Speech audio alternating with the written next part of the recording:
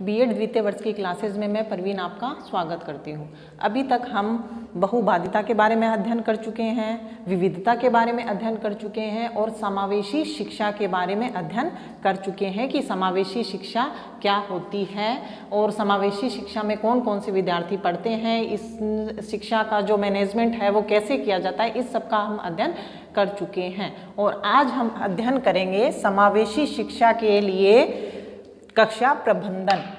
किसका अध्ययन करेंगे? समावेशी शिक्षा के लिए कक्षा प्रबंधन, यानी कि समावेशी शिक्षा में क्लास मैनेजमेंट किस तरीके का होना चाहिए, इसके विषय में आज हम अध्ययन करेंगे। जैसा कि मैंने आपको पिछली कक्षा में बताया था कि समावेशी शिक्षा क्या होती है। समावेशी शिक्षा वह शिक्षा होती है जिसमें सामान्य बालक और विशिष्ट बालक दोनों को एक ही विद्यालय में, एक ही कक्षा में, एक छत के नीचे शिक्षा दी जाती है। कौन कौन से बालक?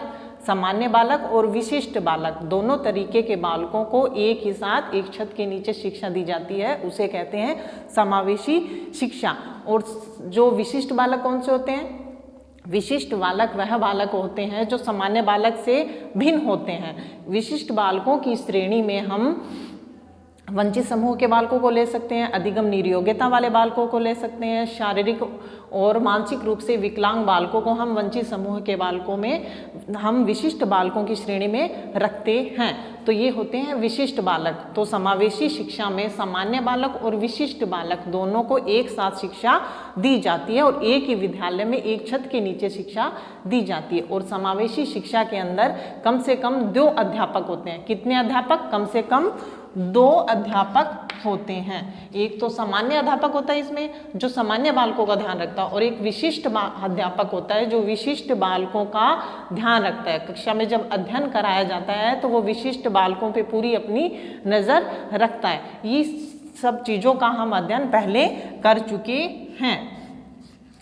इन सब चीज़ों का हम अध्ययन पहले कर चुके हैं कि समावेशी शिक्षा क्या होती है। और आज का हमारा जो टॉपिक है समावेशी शिक्षा के लिए कक्षा प्रबंधन, यानी कि जो समावेशी बालक पढ़ाए जा रहे हैं समावेशी विद्यालयों में, उनके लिए क्लास मैनेजमेंट कैसा होना चाहिए, किस तरीके का क्लास मैनेजमेंट हो कि उन बालकों को, जो सामान्य बालक और विशिष्ट बालक हैं, उनको एक साथ अच्छे तरीके से शिक्षा दी जाए। तो इसमें सबसे पहला टॉपिक, इस पॉइंट है हमारा कक्षा के लिए नियमों की स्थापना। किसके लिए? कक्षा के लिए नियमों की स्थापना। किसकी स्थापना? नियमों की स्थापना। तो जो समावेशी शिक्षा में जब हम क्लास मैनेजमेंट करते हैं तो जो अध्यापक होते हैं उनको अपने कक्षा में इंटर होने से पहले ही नियम स्थापित कर लेनी चाहिए कि किस तरीके के नियमों को अपना के वो बालकों को अच्छी शिक्षा दे पाएंगे, अच्छे तरीके से पढ़ा पाएंगे। उन नियमों की स्थापना उनको पहले ही कर लेनी चाहिए और उन नियमों के हिसाब से ही बालकों को उन्हें शिक्षा देनी चाहिए कि बालक अच्छी तरीके से शिक्षा प्राप्त कर सकें। विशिष्ट बालक हैं वो भी सामान्य बालकों के समान शिक्षा प्राप्त कर सके, शिक्षा से लाभ उठा सकें। जितना कि लाभ सामान्य बालक उठा रहे हैं उतना ही लाभ विशिष्ट बालकों को भी उस शिक्षा का हमें मिल सके।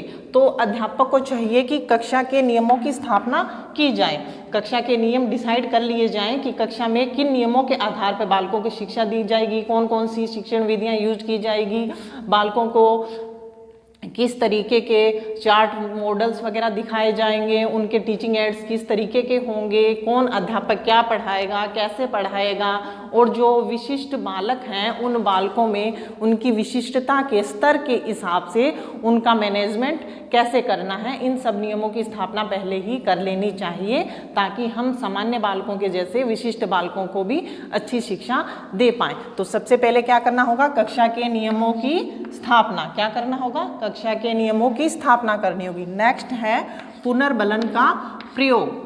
क्या करना चाहिए अध्यापक को? पुनर्बलन का प्रयोग। और पुनर्बलन क्या होता है?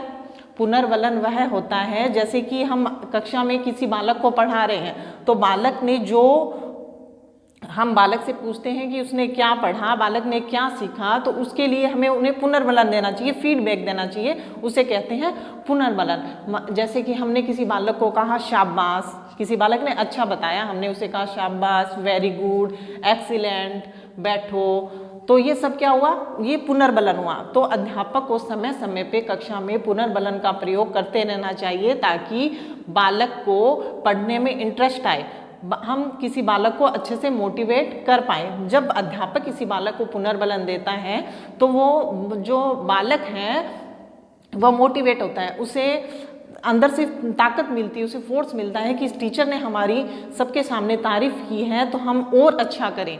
इसलिए समय समय पर अध्यापक को पुनर्बलन का प्रयोग करते रहना चाहिए ताकि बालक अंदर से मोटिवेट हो और अच्छा करने का प्रयास करे। नेक्स्ट है निविदा का प्रयोग। क्या है? निविदा का प्रयोग। अब निविदा क्या होती है? निविदा क्या होती है? निविदा एक लिखित समझौता होता है। निविदा एक लिखित समझौता होता है और ये लिखित समझौता किसके बीच में होता है? अध्यापक और वयस्क के बीच में।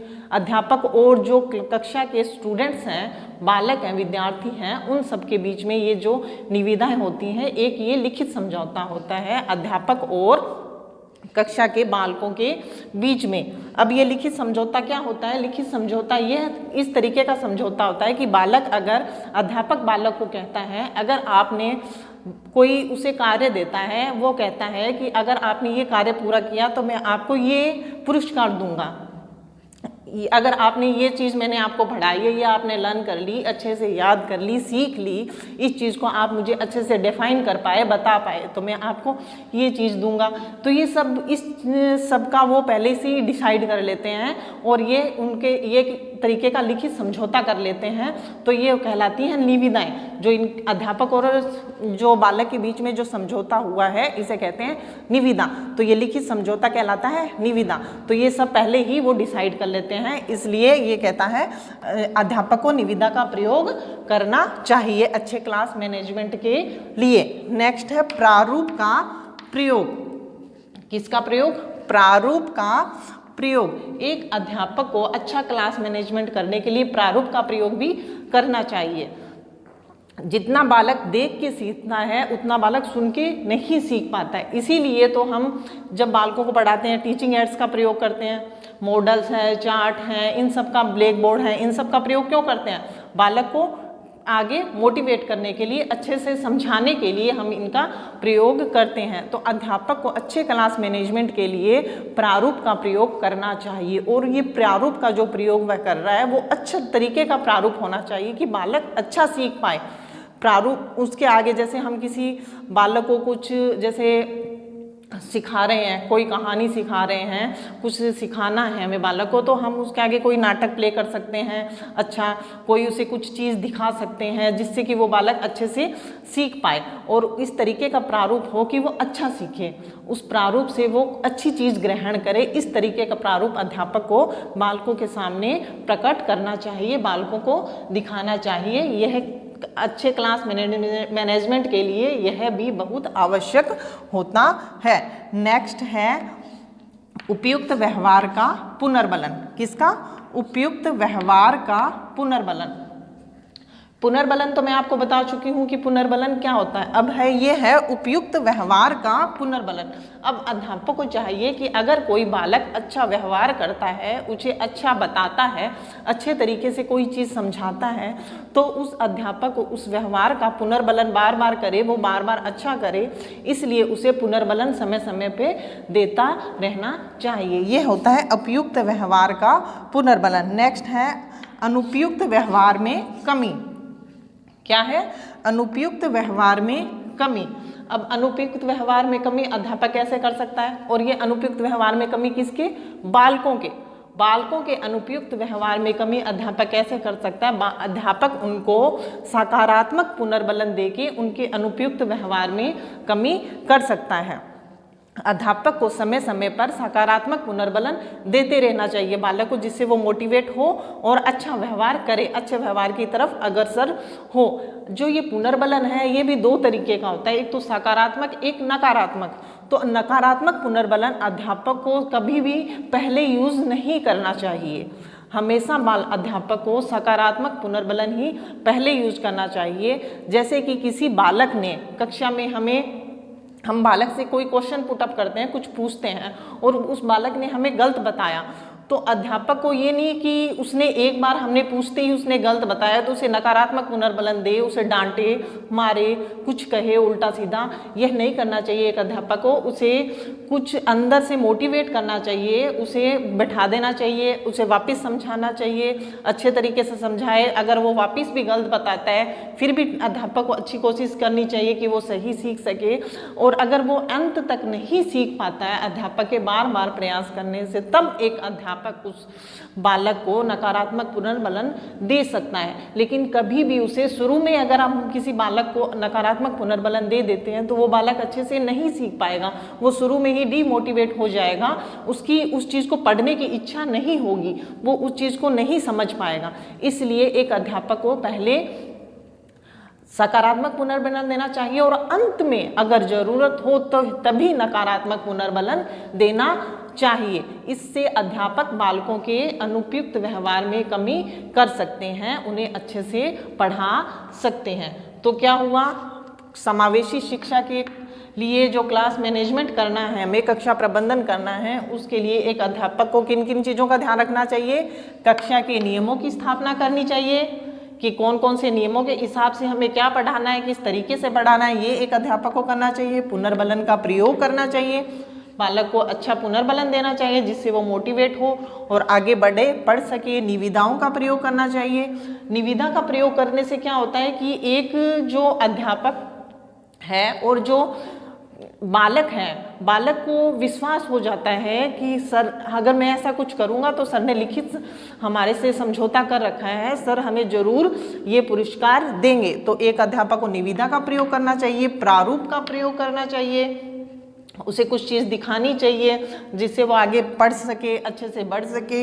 उपयुक्त व्यवहार का पुनर्बलन करना चाहिए बालक का और अनुपयुक्त व्यवहार में कमी करनी चाहिए। इसके लिए उसे सकारात्मक और नकारात्मक पुनर्बलन का अध्यापक को ध्यान रखना चाहिए कि कौन सा पुनर्बलन उसे कब देना है। इन सब तरीकों को यूज करके